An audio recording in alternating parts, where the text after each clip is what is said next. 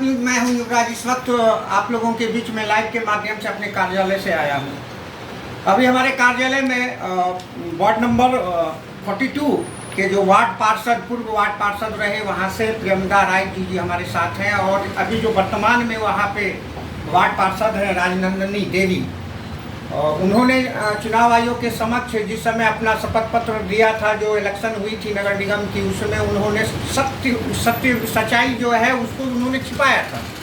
और जो अभी पूर्व वार्ड पार्षद वहाँ की है, उनकी सच्चाई को देखते हुए इन्होंने राज्य चुनाव आयोग के पास अपील की थी। और अपील के दरमियान राज्य चुनाव आयोग के यहाँ से मुंगेर के डीएम को कागजात आई है, जिसमें कि उनको ये करना है, जांच करना है, जिसमें कि उसने सच्चाई ये छिपाए हैं कि जहां पर वो शपथ पत्र में 2 बच्चे का वो उल्लेख किए थे, और जबकि हकीकत इनके द्वारा कहा जा रहा है, जो कि साक्ष्य के तौर पे ये डॉक्यूमेंट्री प्रूफ दे रहे हैं, उन्हें 4 बच्चे हैं। और उन्होंने अपनी जो है इस शपथ पत्र में इस चीज़ को इन्होंने छिपाया। और इसकी अंतोगतवा जीत की मतलब सच्चाई की जीत होती है 9/5/2024 को राज्य चुनाव आयोग के द्वारा यहाँ डीएम को आया है कि आप जांच करके दें, और दोनों पक्ष को वो उनके कार्यालय में अपने अपने पक्ष रखने के लिए पटना तलब किया गया है। और ऐसी कड़ी से जुड़ा हुआ आज हमारे बीच में प्रेमदा राय हमारे साथ हैं। उन्होंने प्रेस कॉन्फ्रेंस किया, जो कि हमारे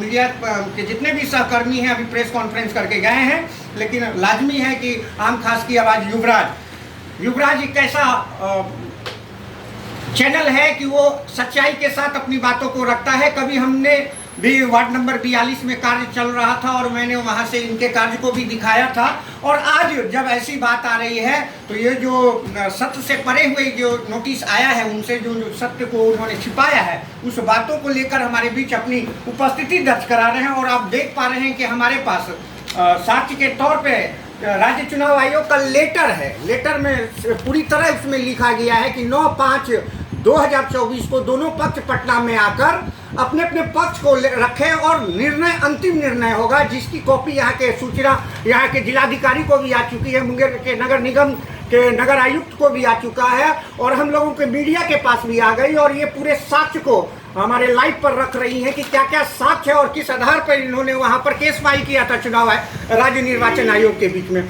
खासतौर पे आपका भारत न्यूज पर स्वागत है। क्या मामला है, आप इसको विस्तार पूर्वक समझाएं, क्योंकि हमारे दर्शक भी लाइव पर बने हुए हैं और मामला बड़ा संगीन मामला है। ये मामला इतनी बड़ी संगीन है कि अगर इस पर सच्चाई से चुनाव आयोग इसकी जांच करती और सच्चाई निकलता है जो ये रख रहे हैं अपने पक्ष को, तो चुनाव आयोग इस पर क्या कहता है, अविलंब उसको रद्द करेंगे। और रद्द करने के बाद जो होती है चुनाव आयोग का मापदंड होता है कि 420 की केस भी चल सकती है, उसके बाद क्रिमिनल केस भी चल सकती है, और होना है। देखिए क्या होती है। अभी अपने तथ्यों को हमारे चैनल के बीच में रख रहे हैं। आपका भारत न्यूज पर स्वागत है। क्या मामला है, आप पेपर हमें भी दिए हैं और ये पेपर सभी मीडिया को भी मिला है, और आप प्रेस कॉन्फ्रेंस कर रहे हैं। बहुत बहुत धन्यवाद युवराज जी आपका। और जिस साक्ष्य की बात आप कर रहे हैं, वार्ड नंबर 42 की जो वार्ड पार्षद है राजनंदिनी देवी, वो नामिनेशन नामांकन नगर निगम नामांकन कराते समय बहुत सारे साक्ष्य को वो छुपा के और गलत तरीके से नॉमिनेशन करवाई और विजय भी हो चुकी। तो उनकी पहले 2 बेटी है और उसके बाद 1 जुड़वा पुत्र है, यानी टोटल उनको 4 बच्चे हैं। लेकिन उन्होंने अपने नॉमिनेशन में सिर्फ 1 बेटी और 1 जुड़वा पुत्र को दर्शाया है, जिसकी साक्ष्य मिलने के बाद, जिसकी प्रमाणित कॉपी मिलने के बाद हम लोगों ने पटना में राज्य चुनाव आयोग को केस फाइल किया वहाँ से, और वहाँ से ही सुनवाई के लिए नोटिस आई है। तो आप देख सकते हैं कि आंगनबाड़ी में उन्होंने अपनी दोनों पुत्री का टीकाकरण करवाया है, वहाँ से अनाज उठाया है। आप देख पा रहे हैं कि सबसे बड़ी चीज है कि लिप्टम के सामने वक्तव्य ये नहीं कर रहे हैं। लिप्टम यहाँ पर साक्ष्य के तौर पर यह देखा जा सकता है कि आंगनबाड़ी में उनके 2 बच्चे का टीकाकरण हुआ है, जिसमें 2 बच्चे का इसमें नाम ये दिखा रही है साक्ष्य के तौर पर। 2 बच्चे का तो यहाँ प्रमाण आ रहा है। और उसके बाद जैसे उनके पति जो है वो 2017 में चुनाव लड़े थे, तो उस टाइम उनकी 2 बेटी ही थी सिर्फ। तो 17 के चुनाव में, 17 के नॉमिनेशन में प्रपत्र गौ में वो अपनी दोनों बेटी का जिक्र किए थे। उसके बाद 2020 में उनको एक जुड़वा पुत्र हुआ।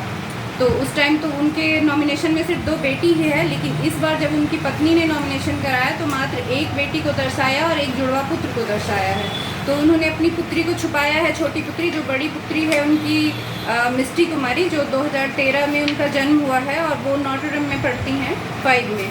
और दूसरी पुत्री जो उनकी है नैन्सी कुमारी उर्फ मीनू कुमारी, जो लमाक्स में पढ़ती हैं और उनमें मतलब 400 BC कहिए या जो कहिए, उन्होंने गलत तरीके से उसमें मम्मी और पापा मतलब माता पिता दोनों का नाम बदल दिया है।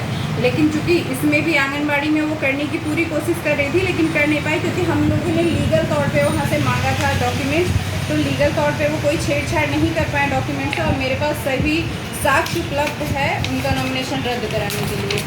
तो हम 9 तारीख को हम लोग जाएंगे और वहाँ जाके चुनाव आयोग को सारा एविडेंस सौंपेंगे। जैसा कि आज आपका प्रेस कॉन्फ्रेंस मैडम हो रहा है, तो प्रेस कॉन्फ्रेंस हर चैनल के लोग आए और प्रेस कॉन्फ्रेंस आपने किया है और ख़ास तौर पे आप खास की आवाज़ युवराज भारत न्यूज़ पर आप अपनी बातों को रख रहे हैं। तो साक्ष्य के तौर पे आप अभी हमें दिखा रहे हैं कि आंगनबाड़ी का ये जो वहाँ पर टीकाकरण है उसकी सर्टिफिकेट आप मुझे दिखा रहे हैं। फिर और 2 बच्चे का और क्या साक्ष्य है कि उनको कुल 4 बच्चे हैं?